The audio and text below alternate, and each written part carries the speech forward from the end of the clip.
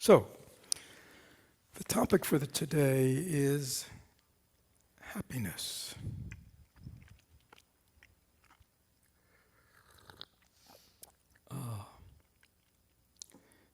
Because I do a lot of interviews, talking with people, and well, let me begin. So everybody know who Thich Nhat Hanh is, quite well known. He's a founding teacher here. So he says things like, it is possible to live happily in the here and now. So many conditions of happiness are available, more than enough for you to be happy right now. You don't have to run away into the future to get more. It sounds so simple, doesn't it? And yet how many of us really understand that and know how to practice that, and know how to really live that? Not easy. Be yourself. This is another quote from Thich Nhat Hanh. Be yourself. Life is precious as it is. All the elements for your happiness are already here. There's no need to run, to strive, to search, or struggle. Just be. Letting go gives us freedom. And freedom is the only condition for happiness. Is everything clear? Can I end the talk and you've gotten your money's worth today? And so it sounds so wonderful, right? His teachings are very wonderful. It's very interesting. In my early career in Buddhism, until I met Thich Nhat Hanh, I never heard the word happiness. It's very interesting. We would talk about awakening, freedom, liberation. We would talk the third noble truth, the cessation of suffering. We would, teach about love and compassion. But happiness was never talked about. I think there was an understanding in traditional Buddhism that if one eradicated all the causes of one's suffering, then naturally one would be happy, which is interesting. And I think it's very profound, because what it's saying is happiness. And again, happiness, what does happiness mean? Let's just close our eyes a second. So ask yourself, well, before we think, just ask yourself, how do I know that I'm happy? If you've ever been happy in your life, hopefully you've had experiences of happiness, whatever that means to you. How do you know you're happy? As opposed to being sad or angry or scared, or how do you know you're happy? This is very personal, very subjective. How do you know you're happy?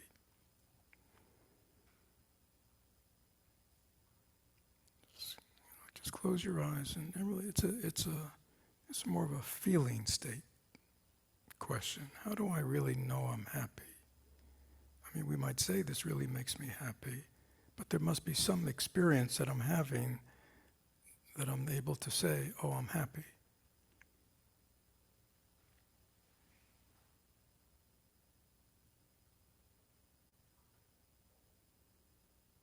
And again, happiness is it's a subjective word.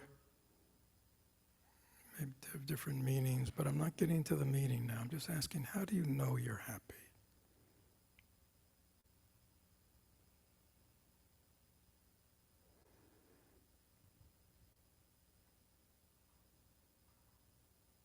When you have experiences that you say are happy, or in your day you're happy, what are you actually experiencing?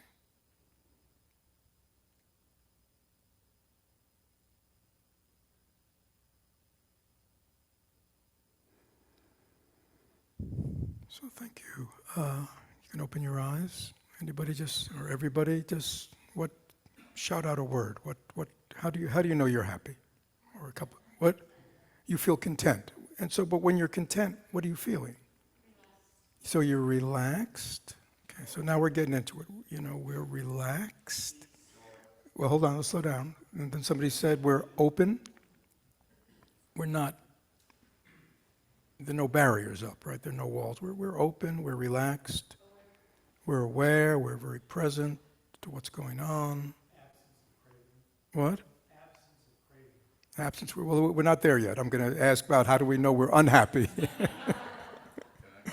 What? We feel connected to a person, to a situation, to nature, to the beach. We feel connected.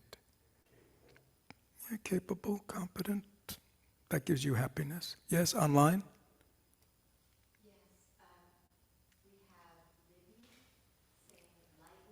Lightness? Yeah, light. We're not heavy. Good. Lightness.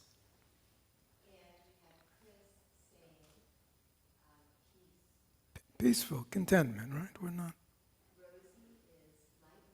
Light and open. Nothing's hanging in the mind. All right. And what? Secure? Not desiring. All right. So I think, do we get the picture? All right. So just ask yourself, those, whatever the words that resonated to you, how much of my life am I happy? Am I in this state of open, relaxed, contentment, ease, well-being, as a feeling state?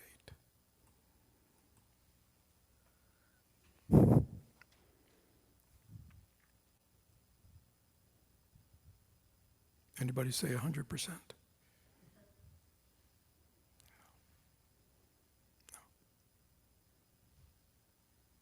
We would say what?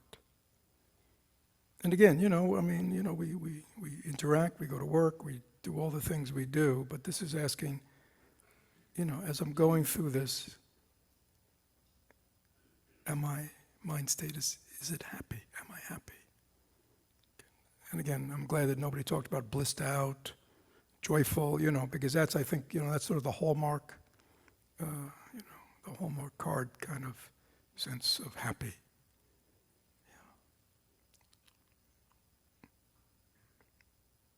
What do you think? A lot of the time? Not much of the time? 80%. 80%. Good for you. For me, it's like a spectrum. It's always there, but sometimes it's there more than others. Mm-hmm. So I can sense happiness underneath, covered by lots of. Yeah. So ask yourself: am I, as I go through my day, is there an inner contentment? Am I happy? Happy at home, happy at work, happy as I go about the world, happy as I interact, relate. Am I coming from a place that, again, happiness is this, we're just using it as a coverall for lots of different feeling states.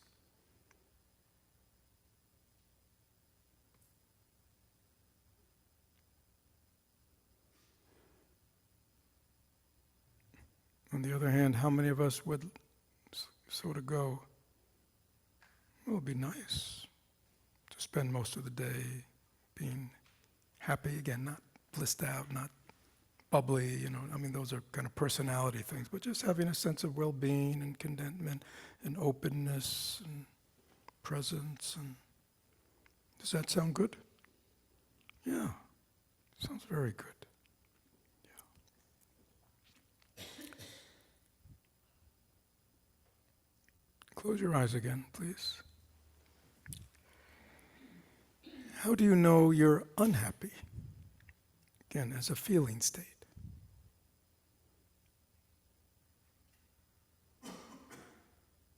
Not happy.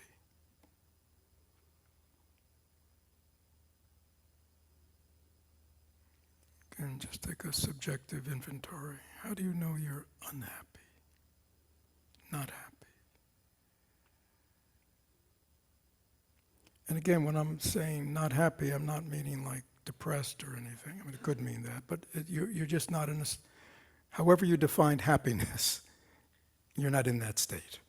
You're unhappy. You're not happy. What is that like for you?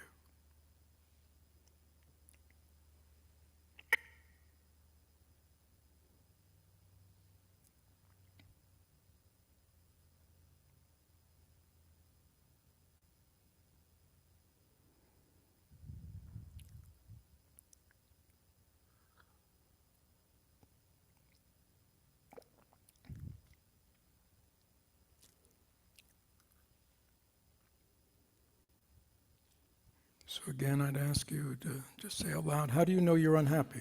Or you're not in a state of happiness? Your inner feeling is constricted, uneasy, angry, craving, desiring, wanting, what? Ruminating, restless, what? Insecure, not feeling stable, safe, yeah. What else? What? Disconnected. What? Tense.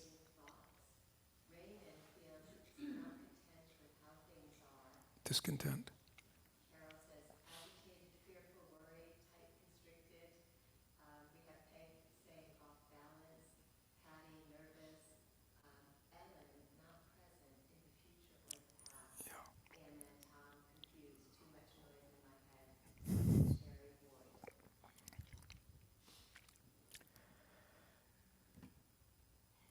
There we are.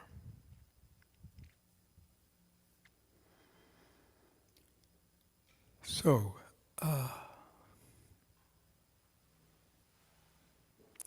when I introduced the meditation this morning, I presented it as a shift of attention. Right? So in the Buddhist path, having a certain degree of mindful awareness, having a certain degree of being able to focus and give attention to, is really considered essential for the cultivation of happiness. Because, as we just openly shared, left to our own devices, we might just look at our life and see it's a mixed bag, right? Happy, unhappy. And if I asked you the reason you leave happiness and enter the world of not being happy, what's causing that? Why are you agitated? What's agitating you? Yeah, external world. What's making you angry? External world. What's making you feel not safe? External world. Right. If you think about all those kinds of things that, worry us, anger us, make us sad, most of it is about what is occurring, has occurred, we're afraid will occur in the external world, right? i.e., life. Does that sound right? Yeah. So it's very, and again, we live in a culture that is always giving us the message to be externally driven. Right? We live in a culture that tells us we will be happy if we what? Right, if we attain money, achieve, get. Right? What? It's always later, always wanting, always better, always needing, Oh, you've achieved your goals, time to make up new goals. Don't be satisfied. Right? I read somewhere that Netflix said, and of course the devices, Netflix said one of its biggest competitors is human beings' need for sleep. Now, I read that's secondhand. I didn't look at the research, but I don't know what they were quoting, but I thought that was interesting, right? So that tells us that we have a whole culture that is always calling us out, right? You have a little spare time, why don't you what? What? Watch TV, well, you check your email, check your programs, or, learn something. Take a course somewhere, learn a new skill, get a new degree. I'm not being negative about that, but it's always saying, oh, if you have time, why don't you put it to good use? Right? Does everybody know what that means? If you have time, why don't you put it to good use externally? Externally. Right.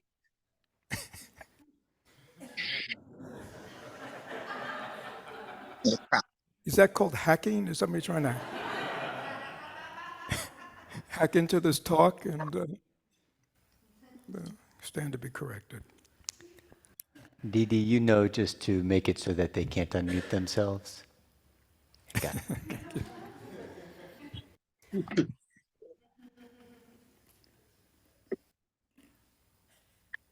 You see what just happened? There was something that was going on that was interfering with our harmony and happiness here, right? And so we asked Dee Dee to what? Please mute. Now that's sort of like meditation. We're not muting, but we're shifting attention away. And so, I'm gonna make sure Fernie's eating and You'd listen. I'll go make sure. okay. I tried to shut both doors, but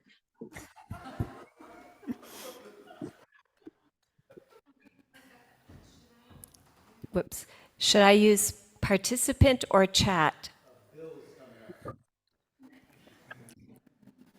and part of, it's good to have good spiritual friends to help us, by the way, was she in there? because sometimes we may just not have the answer.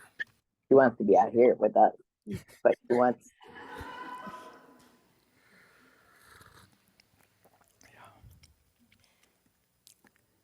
So, I don't want to dismiss worldly happiness. I think worldly happiness is very important because we are lay people and we live in the world, right? We have lives, we have relationships, right? We interact. So I think it's very important that we become very conscious and aware and mindful and concentrated about the way we interact with the world and the things we do, and to make sure that they are really giving us happiness in the way that you define them. Contentment, peace of mind, openness, warmth, relaxation, right? Is that clear? So this is not just a meditative path, like, forget about the world, there's no pleasure out there, just, meditate. No, we're not saying that. I think it's very helpful that we become a lot more conscious about the choices we make and the things we do, and, especially if we see that so much of our energy is going to things that essentially are not really creating a sense of well-being in us. Right? And especially if we're busy, time becomes very precious, and how we use our time, how we use our downtime. Because again, happiness doesn't just happen. Happiness is something we cultivate. Unhappiness is something we cultivate. Is that true? Right? How do we cultivate unhappiness? We all do it. How do we cultivate unhappiness? Focus on the negative. Right? Wanting things to be different, focusing on what's wrong, what's missing, what's not right. We have expectations of how things should be, and then they're not how they should be, and we ruminate about the past, we worry, we anticipate, we fantasize about the future. So the constant desire for a positive. We're constantly desiring something in the future. And we do that because we don't feel that what we're experiencing right now has the conditions for our happiness. Right? So we're always kind of fantasizing, planning, looking forward to something that we think will give us happiness. Right. Now, I think one of the key things that we need to understand, for those of us who lead a worldly life, which we all do, is everything is changing. So it is normal for things to go well and for things not to go well. It's normal to have success and failure. It's normal for people to like us and not to like us. It's normal for things to have beginnings and to have ends. It's normal for there to be pleasure and there to be lack of pleasure. Right? It's normal to have gain and to have loss. But for many people, those normal parts of life, when we look at the big picture, become sources of suffering, unhappiness to us, right? Because there's a whole range of experience we don't want to experience, do we? You see? And there's a whole range of experience that we want to experience. And so we're always working very hard to get it right, right? And that's a lot of the source of our lack of ease, that we are not able to find happiness or a state of contentment or well-being as we go through all the changes of life, right? The gain and the loss, the coming together and the parting, the pleasure, the pain, all the. But if that's all we're consumed with, then it's very difficult to maintain any sense of consistent happiness. This is the problem if we are totally focused on worldly happiness. It's impossible to be happy all the time. Has anybody ever found that everything always works for them? No? Really? You mean things don't always work the way you want? Pleasure doesn't last forever. Pleasurable experiences don't last forever. Happy relationships don't stay happy forever. Right? The dream job doesn't become, after a time, the dream job. Right? So,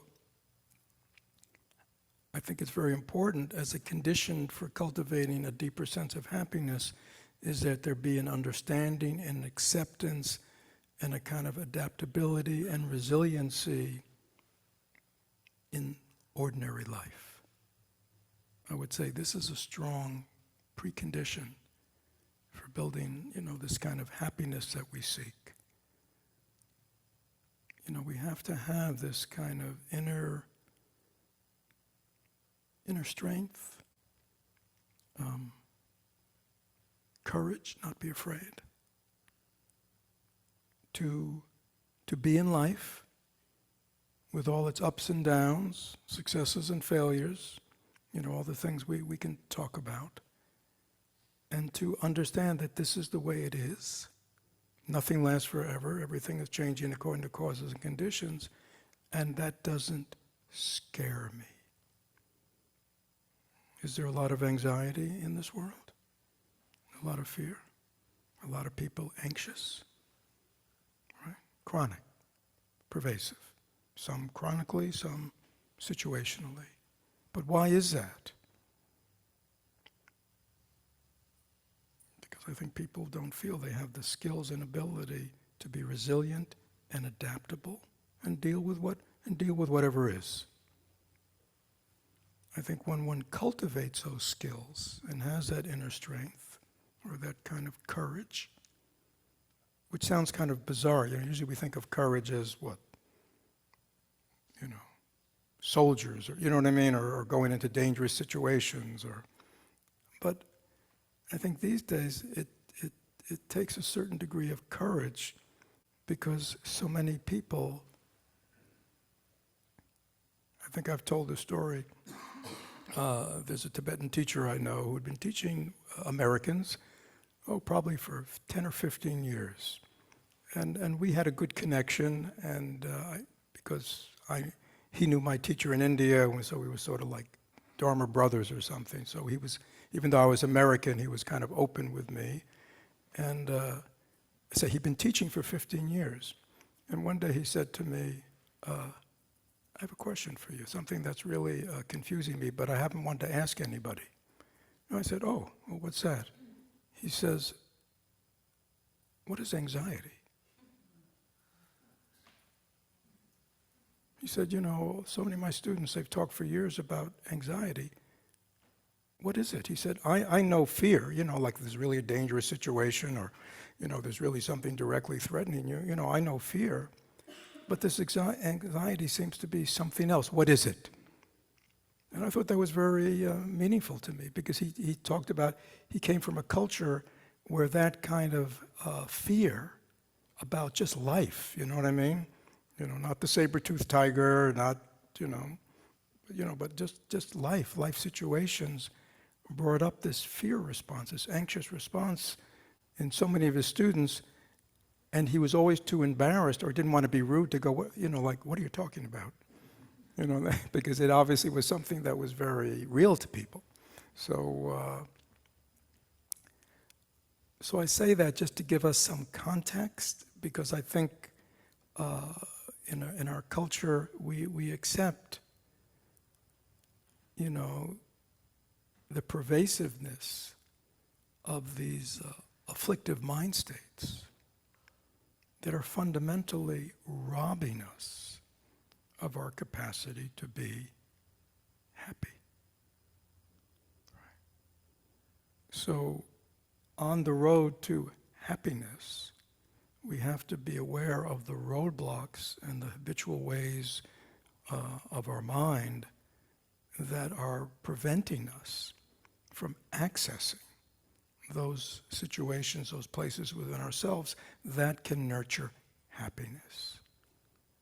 Why not just stop now? Is that clear before we go into the next part? Are there any questions about this? Like questions?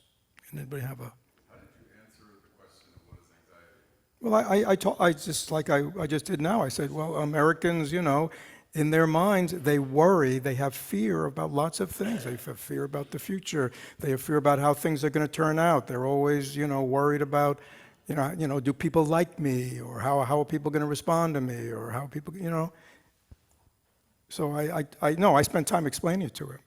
Oh, he said, oh. And he was sort of like absent in his culture, Tibetan culture. He didn't sense that they really thought that way.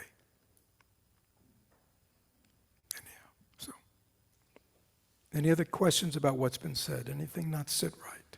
And we'll be passing around the microphone in the hall and online. You can chat it in, and Dee Dee will. I mean, I'm going to go on, but I just wanted to know, I want to make sure we're all sort of moving together on this one, because this is very important. People want to be happy. Everybody, it's like a fundamental, everybody wants to be happy. Nobody wants to suffer. Thich Nhat Hanh makes it sound so easy. It's all right here, but I think I'm talking about these other things first because I think there's got to be some sort of change in how we approach life that will allow us to really understand and devote time and energy and focus to what he's talking about. And a lot of it is just all the things that pull us away from these wholesome mind states. Yes. Okay, so, all right, I'm going to try to word this in a way that makes sense.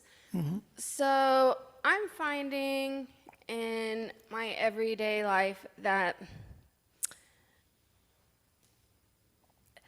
I have a hard time differentiating between, particularly if I'm having a really good day and I'm happy, and I question myself a lot on everything pretty much. Am I really happy, or am I just pushing everything aside and ignoring it and pretending like it's not there? So I feel happy, but I'm not really happy. And well, so I would, So I would say, again, there's no mystery. If you're feeling relaxed, open, content, warm, at ease, positive mind state, all that good stuff, you're happy. Okay, so that happiness is genuine. But if that happiness is created by artificially kind of keeping everything out, then it's a very precarious happiness. But I'd still say that's happiness. So, I want to talk to you today about happiness and how to create happiness, okay? But I think, happiness is happiness. Okay? Anybody ever been angry? Right. So anger is anger. The context may be changing. The context may be different, everywhere all different. The situations are different. The cultures are different. But anger is anger. There's some universal, happiness is happiness. Fear is fear. Sadness is sadness. Right? And it's very important that we know, that we know them and identify them. But again, I think the question is, how do I cultivate this in a way that is not dependent on keeping everything else out? Right? Because that's eventually going to break down, as you know. And for anybody who's worked, their life, their emotional life, by walling off and denial and, and repressing, unfortunately, that takes a lot of energy. It takes a lot of energy, and that energy that you're putting into walling off really robs you of your capacity to really be putting your energy into things that are wholesome. I would say another part, before we get to happiness, we will get there, but I think I'm actually teaching next week, so if we don't finish, we'll, is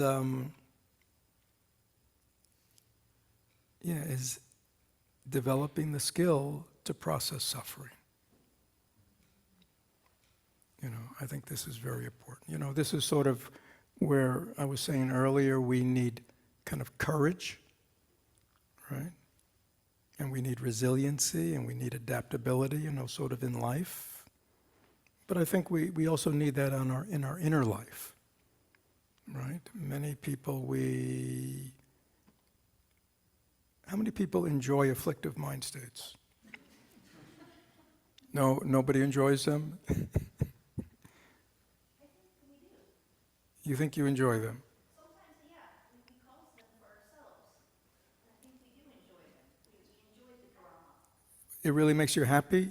Think about that. We may do it a lot, and we may be conditioned to do it and habituated to do it.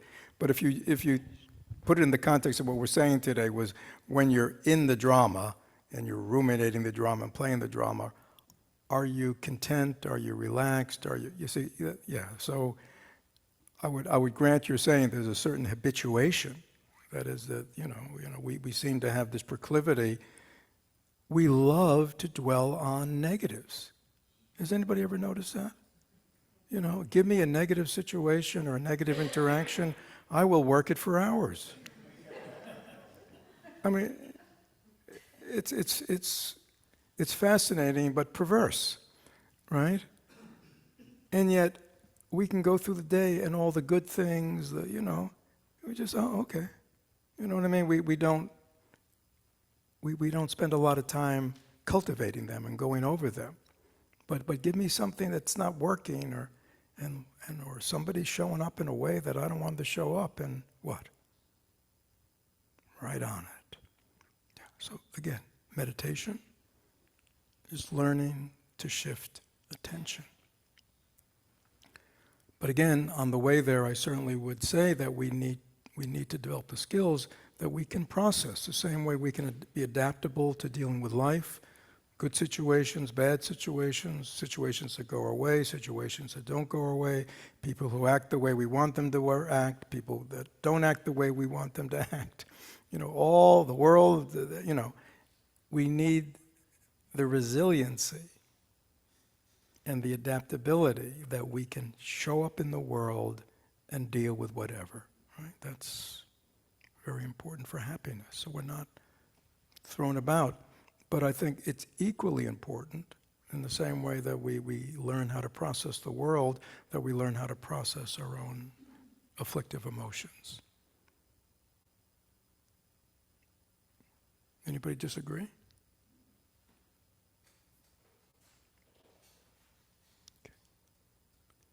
Let's just stop for a second. We could.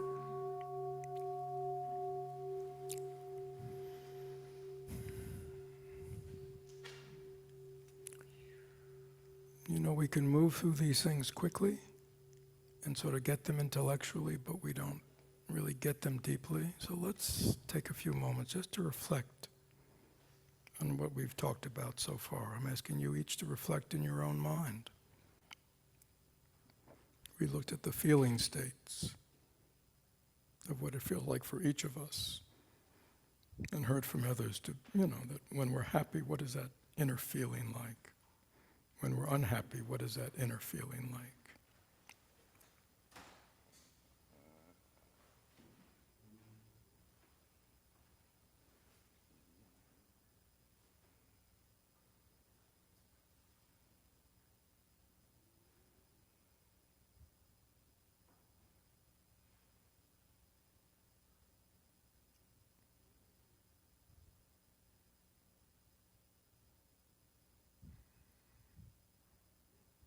We took an inventory of our day, of our life, and asked ourselves, how much time do I spend being happy? And how much time do I spend being not happy, dwelling in other kinds of mind states?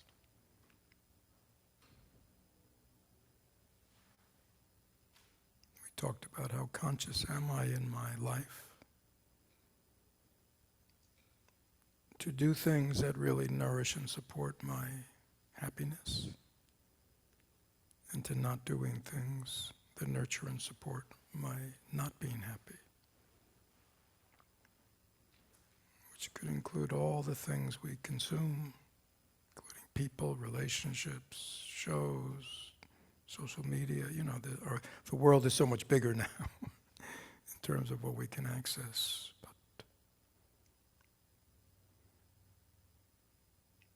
In other words, as I go through my day, is there any kind of conscious awareness that I want to be nurturing in my activities, my relationships, those things as much as I can that support and nourish happiness, well-being, contentment within me? Or do I really not?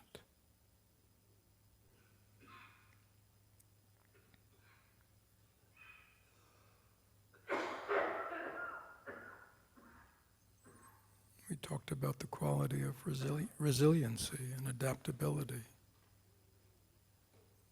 Have I really cultivated that ability to move through the world, the ups and downs of the world, situations,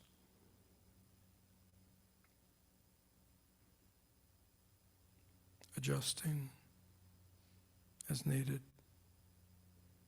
but without always being thrown, being too rigid, putting up barriers and walls? And I use the word courage. Am I willing to enter the world as it is and learn to be adaptable and resilient? And then we talked about the same way in our inner world.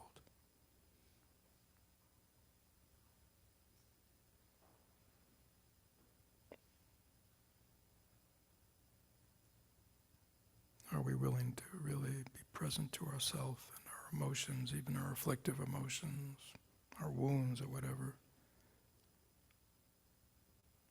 Learn how to be present, take care of.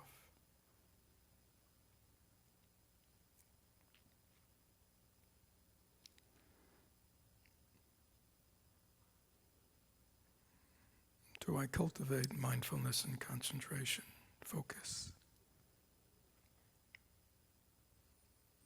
When there's really a job to be done, we have to focus, don't we? We have to concentrate. We have to put our attention on it. We all know that. There are all areas of our life where we use those skills.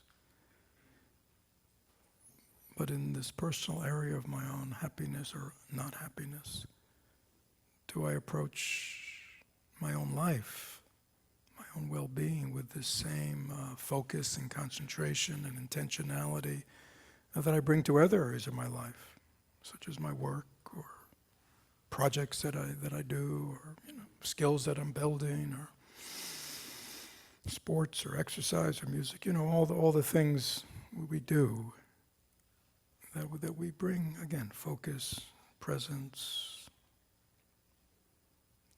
to this whole area of my own happiness and well-being and inner mind and life, do I approach it in the same way?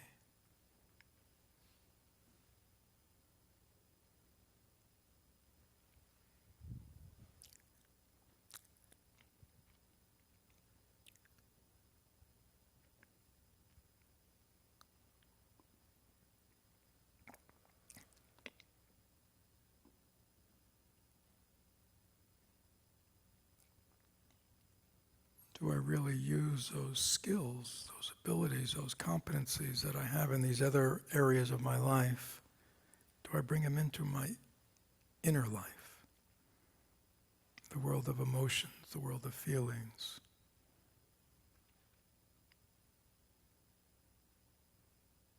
The world of decision making and choices.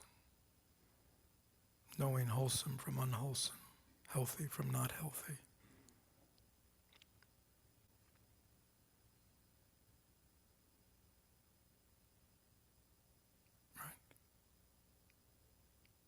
If we're trying to learn to play a musical instrument, we know the difference between hitting the right note and hitting the wrong note. And we also are disciplined that if we hit the wrong note, to immediately hit the right note. Is that the way we approach our life, our relationships? We're very clear what we want the right notes to be, and when we're a little off, we know we're hitting the wrong note. How do we know we're off? We've lost that inner ease, that inner contentment.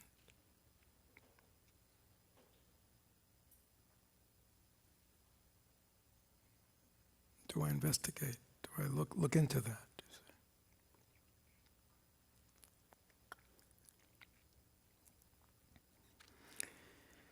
Yeah.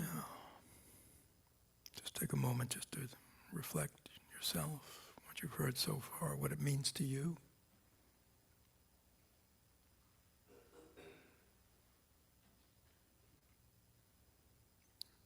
Again, and don't feel, if you're coming up a little short, don't feel bad.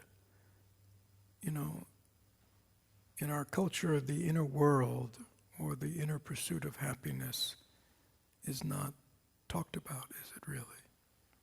It's beginning to be.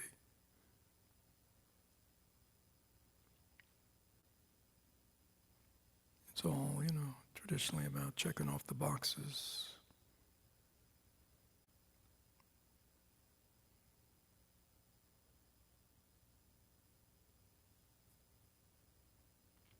Got this, get that. If all the right boxes are checked, then we're supposed to be happy.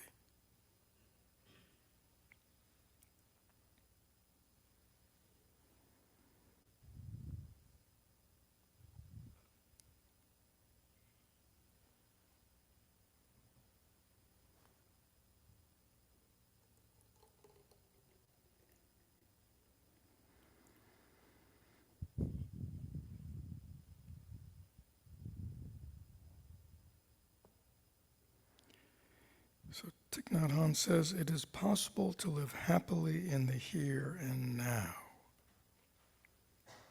So let's just stop there. Anybody know what the here and now is? This is the here and now. Okay? Wherever you are in the moment is the here and now. This is very important.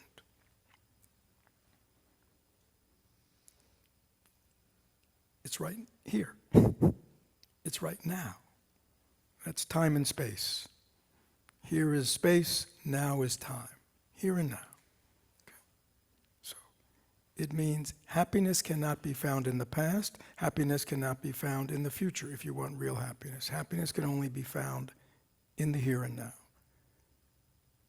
This is still the here and now, even though it's a minute after the last here and now. Is that clear? The here and now is always here and now. Time changes, right? Past and future are constructs. But the here and now is right now. Happiness is available, the conditions for happiness are available right now. Now, what does this do to all this endless ruminating about the past and anticipating the future and going over all this stuff in our minds?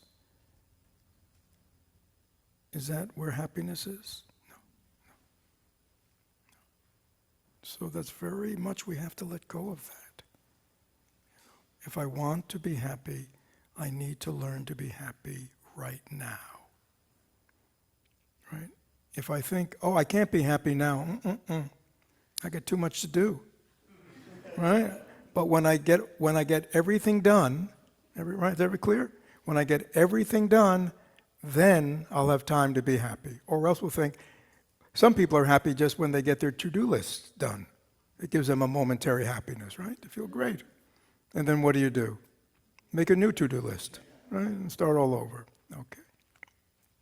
So this is very important. If we want to learn to cultivate happiness at a deeper level, at an inward level, that is not subject to the external conditions. Now again, if you're at a funeral, or should you be happy? Interesting. If you're visiting somebody in the hospital, should you be happy? Think about it. If you're in the presence of somebody who's suffering, or, should you be happy?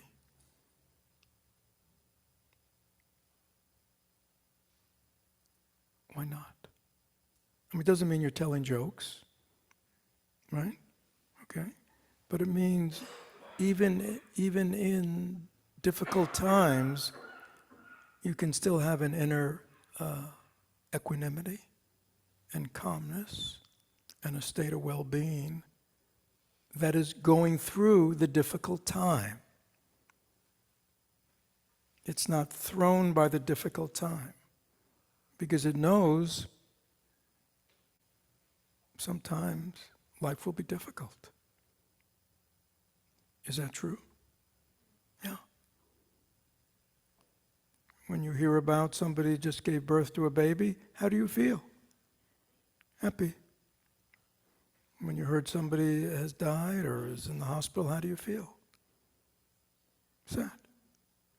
But in all that, there can still be this inner sense of contentment and well-being. Because when you go to a funeral, how do you want to show up for the people who've lost? How do you want to show up? What? Gratitude? Present? Supportive? Loving? Kind? Right? All, when you go visit somebody in the hospital, how do you want to show up? Scared, angry, depressed? No, we want to show up with all the qualities. Again, I'm just trying to get away from happiness being like Hallmark, Okay, but it's a deeper sense. So everybody know what the here and now are. So many conditions for happiness are here right now. You don't have to run in the future. So what are we doing right now that is nurturing our happiness? What? We're slowing down. We're being present. We've done some meditation on things that help calm us and quiet us, right? Becoming more aware, practicing focus. We're in community.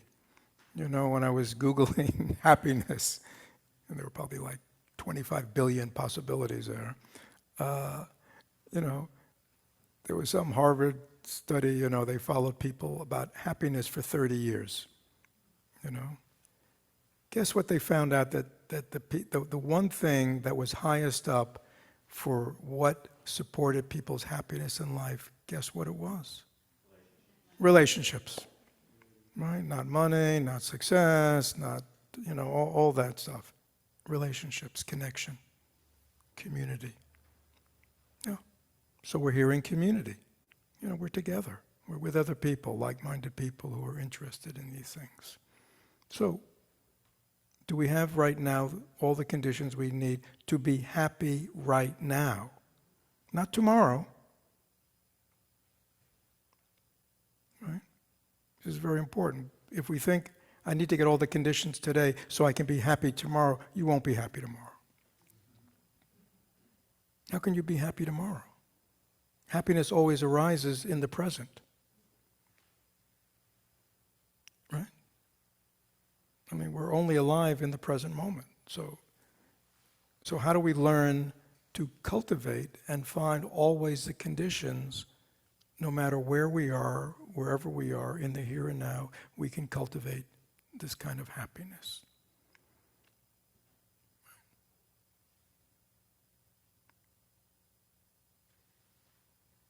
Moment to moment. So some of the things we practice here, we practice learning just to be mindful and present to wherever we are. To connect to wherever we are. When we did the meditation on body breath, you know what we were doing? Connecting. Remember? Connection. Connection with our own body. Connection with our own awareness. Right? We were connecting. When we look around and we see other people, what are we doing? We're connecting. So, when we look out the window and we see the trees and we see the bamboo and we see the blue sky, we are connecting in the present moment with nature. Do many people feel being in nature makes them happy? Right? That's one of the big ones. Right? Nature's all around us, always. Do we connect with it? Right? When we walk out here, do we notice the blue sky and smile? Wow, beautiful blue sky. Trees, people. Connect. Get out of our heads. Many of us, our heads are not good places to hang out in, are they? Because in our heads, what are we connecting with so much of the time? What? Future thinking, past regrets, worry, concern about how other people perceive us. You see, that's connecting too.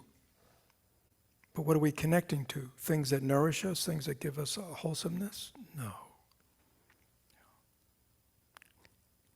Am I connected to my daily life? If you ever read Thich Nhat Hanh, he writes rhapsodically about brushing his teeth after every meal. Can you believe it?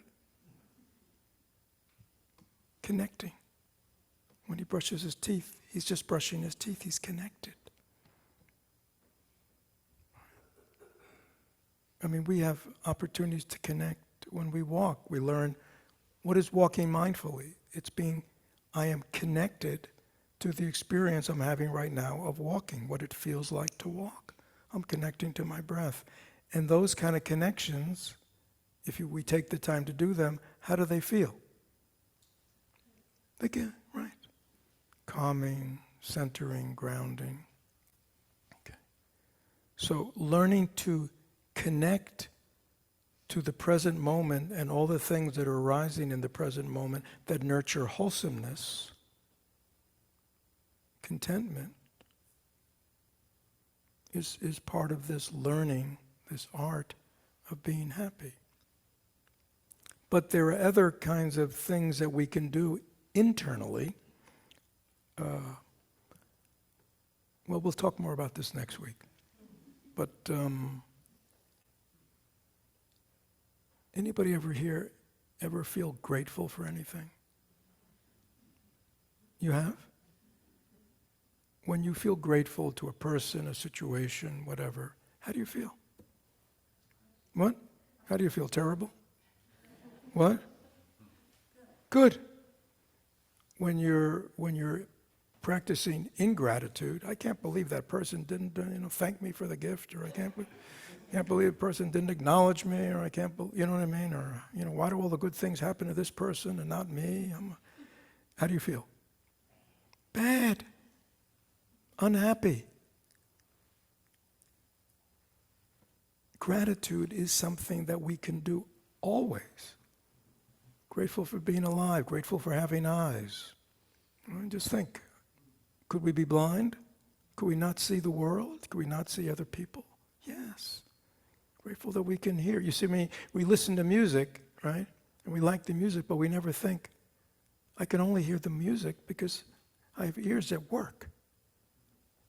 Wow, how wonderful to have ears that hear, eyes that see, nose that smell, tongue that tastes, body that feels. Do we think this way? Not enough. But cultivating gratitude is a very simple way of cultivating happiness. It's an immediate, it feels good.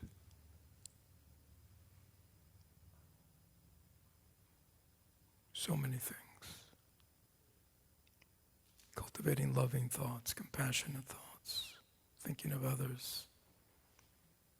How do you feel when you think about somebody you care about, or just somebody you don't care about, and you think, gee, I wonder what I could do today to help them, to be of support to them. Or think about somebody you maybe know and going through a hard time, and you think, maybe I should call them or reach out to them. How do you feel when you think that way? Terrible? How do you feel? Good? Content? How do you feel when you only think about yourself and your problems and your issues and what's not going right for you? How do you feel? What? Terrible.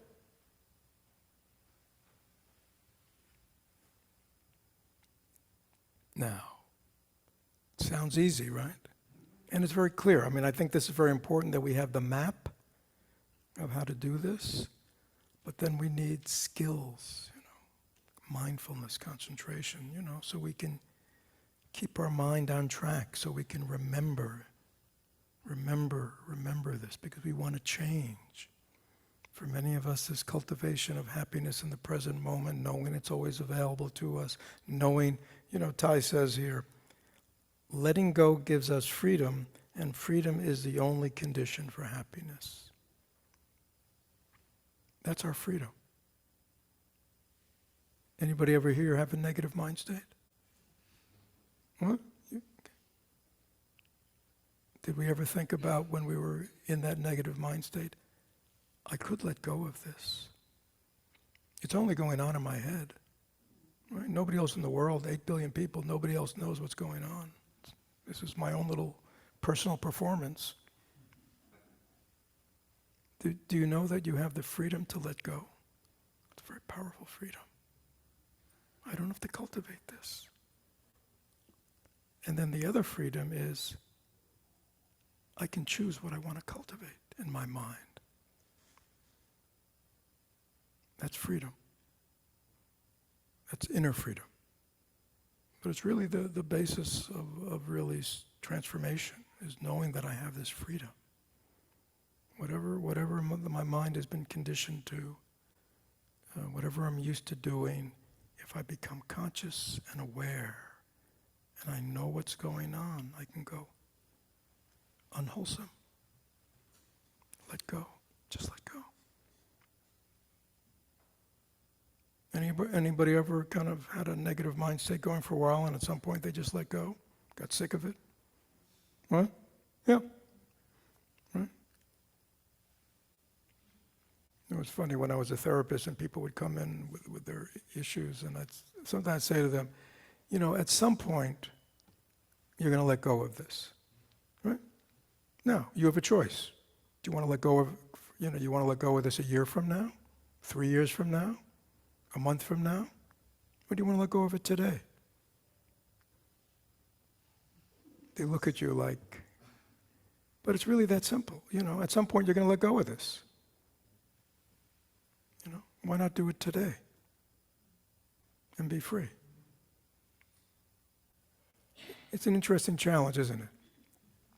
We have all kinds of reasons for holding on, don't we? Be yourself. Life is precious as it is. All the elements for your happiness are already here. There's no need to run, strive, search, or struggle. Just be here, consciously. So thank you very much. Again, I'll be probably continuing next week, more elaborating on this cultivation of happiness side of life, more practical way, discussing with you. But please reflect if there's anything that's been meaningful or helpful or challenging or disturbing. Don't just move on. You see, this kind of introspection, reflection is really important. Because again, why? Because our world is so busy, and people here may be reflecting, and then you go outside and you pick up your phone, you check your texts, your emails, latest news, and we're off. We forget. So I think you get it. Thank you all for coming, listening.